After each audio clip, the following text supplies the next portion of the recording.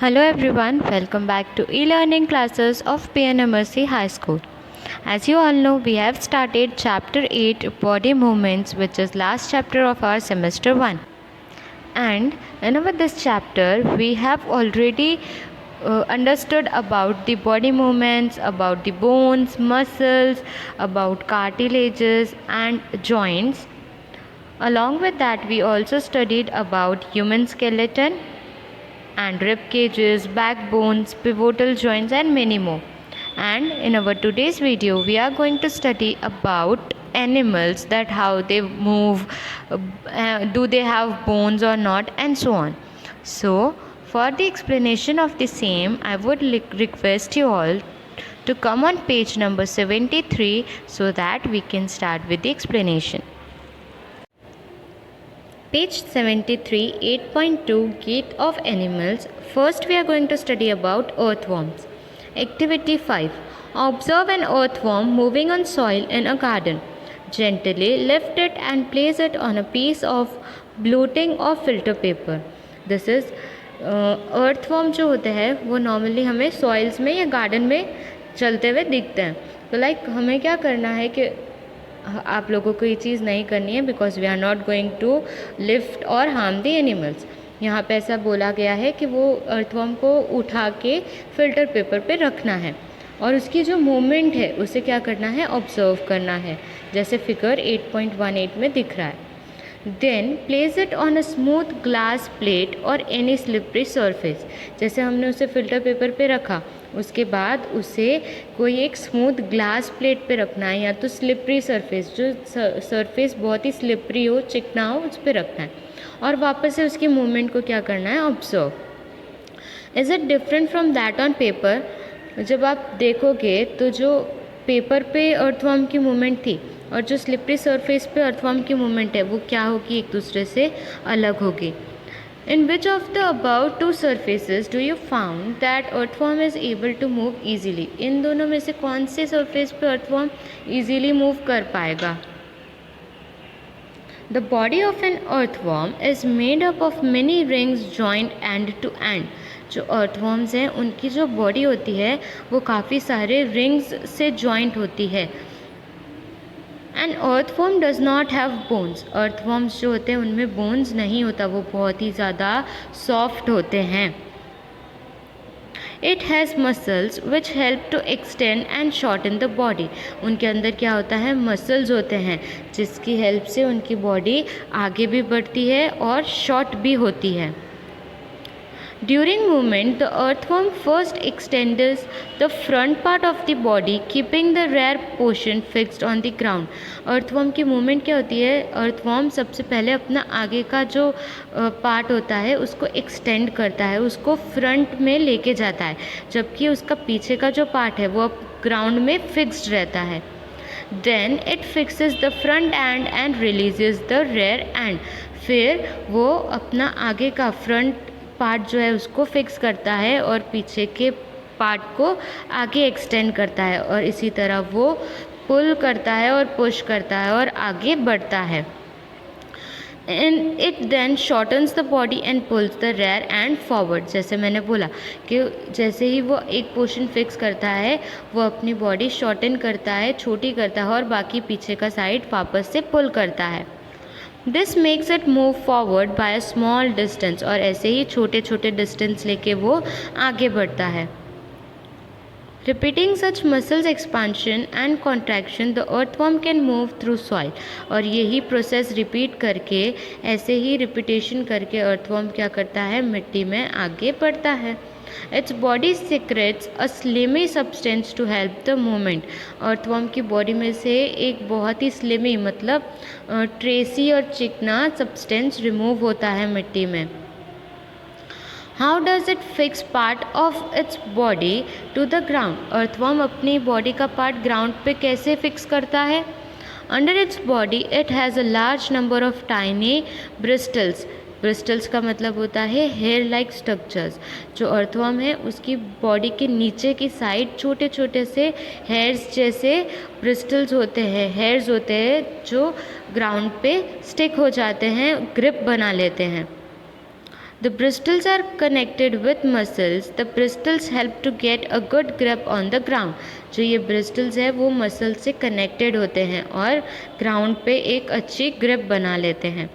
The earthworm usually eats its way through the soil. Its body then throws away the undigested part of the material that it eats. This activity of an earthworm makes the soil more useful for plants. जो earthworm होते हैं वो जो भी खाते हैं वो soil में से ही खाते हैं और जो भी अनडाइजेस्टेड पार्ट रह जाता है, जो फूड उनको डाइजेस्ट नहीं होता है, वो लोग बाहर निकाल देते हैं, जो प्लांट्स और सॉइल के लिए बहुत ज़्यादा यूज़फुल भी होता है. After earthworm, the next we are going to study is about snail. Observe a snail in your garden or in field. Have you seen the rounded structure it carries on its back? अगर हम में से किसी ने कभी भी snail को देखा है तो हमने देखा होगा कि स्नेल के पीछे एक राउंड स्ट्रक्चर होता है जिसे हम शेल बोलते हैं. This is called the shell and it is the outer skeleton of the snail. उसको हम shell बोलते हैं और वो snail का outer skeleton होता है. But it is not made of bones. पर वो जो shell है वो bones का बना हुआ नहीं होता है. The shell is a single unit and does not help in moving from place to place. तो जो shell है वो क्या है, वो एक single unit है. उसकी help से snail एक जगह से दूसरी जगह नहीं जाती है, पर वो shell snail के back पे कैसा है, fixed है. It has to be dragged along. जैसे snail आगे जाता है उसके ऊपर ये जो शेल है वो फिक्स्ड है, वो ड्रैग करके ही स्नेल आगे ले जाते हैं. Place the snail on a glass plate and watch it. When it starts moving, carefully lift the glass plate along with the snail over your head. Observe its movement from beneath. That is कि अगर हम snail को glass plate पे रखें और जैसे ही वो चलने लगे और हम वो प्लेट ऊपर करके उसकी मूवमेंट देखें, बट मूवमेंट कैसे, from down. A thick structure and the head of a snail may come out of an opening. Snail का जो थिक स्ट्रक्चर है और उसका जो हेड है वो शेल में से हमें बाहर दिखेगा. सबने टॉर्टाइज और टर्टल भी देखा है, उनके पीछे भी क्या होता है, शेल. कुछ भी डेंजर फील होता है तो वो शेल के अंदर चले जाते हैं. वैसे ही अगर आप स्नेल को देखोगे तो उसमें भी आपको दिखेगा कि स्नेल का जो थिक स्ट्रक्चर है उसका जो फेस है वो क्या है, शेल के बाहर. The thick structure is its foot made of strong muscles. और वो जो thick structure है वो क्या है, स्नेल के पैर जो strong muscle से बने हुए हैं. Now carefully tilt the glass plate. The wavy motion of the foot can be seen. Is the movement of a snail slow or fast as compared to an earthworm? अगर हम वापस से वो glass plate को उठा के थोड़ा दूर से देखेंगे तो वो फुट के मूवमेंट्स और मोशंस भी दिखेंगे.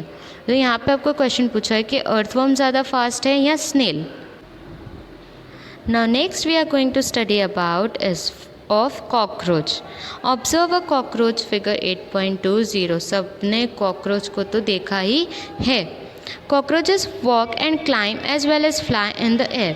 कॉकरोचेस क्या है, वो चल भी सकते हैं, दीवार पे भी चढ़ सकते हैं और उड़ भी सकते हैं. They have 3 pairs of leg. Cockroaches के पास 3 पैर होते हैं लेग्स के. पेयर्स मतलब एक जो 2 होते हैं, जैसे हमारे hands they are in pairs, वैसे ही इनके 3 टोटल अलग अलग पैर्स होते हैं. These help in walking. और उसकी हेल्प से कॉकरोच क्या करते हैं, चलते हैं.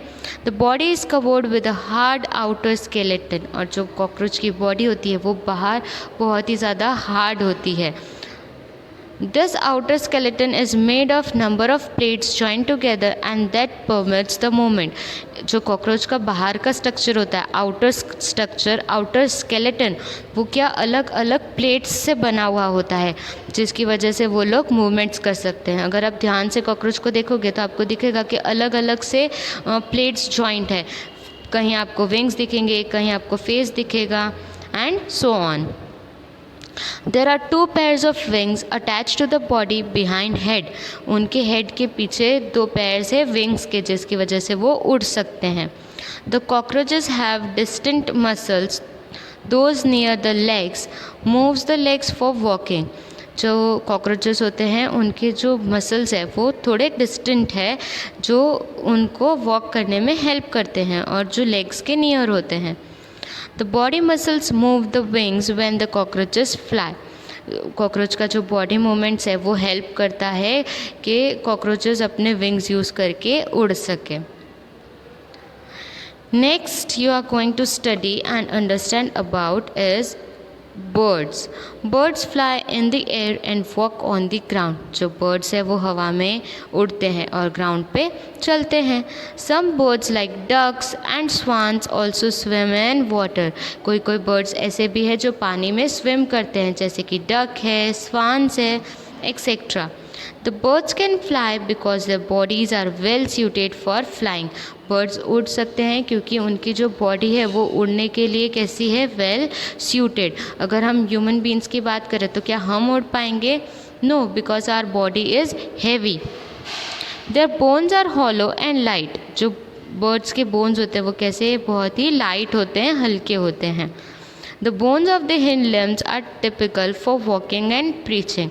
जो हिंड लिम्स के बोन्स है बर्ड्स के वो टिपिकली उनके वॉकिंग और प्रीचिंग के लिए यूज़ होते हैं. The bony parts of the fore limbs are modified as wings. जो बोन पार्ट्स है बर्ड्स के जो मॉडिफाई किए गए हैं फॉर द विंग्स. अगर आप ऊपर देखोगे तो आपको विंग्स के शेप के यहाँ पे बोनी पार्ट्स उसके दिखेंगे. The shoulder bones are strong. The breast bones are modified to hold muscles to flight, which are used to move the wings up and down. Birds के जो shoulder bones होते हैं वो बहुत ही ज़्यादा strong होते हैं. Breast bones मतलब आगे उनकी chest से bone जो attached है, जो connected है, वो उनको help करता है कि वो अपने wings up और down कर सके. I hope you all are clear about earthworms, snails, cockroach and birds. Now we are left out with fish and snakes. That is, what is the activity of fish and how do snakes move, which we are going to continue in our next video. So my dear students, this is all for today's video. Remaining explanation we are going to continue in our next video. Till then, keep reading, keep updating your notebooks, go out if necessary. Take care of yourself. Thank you.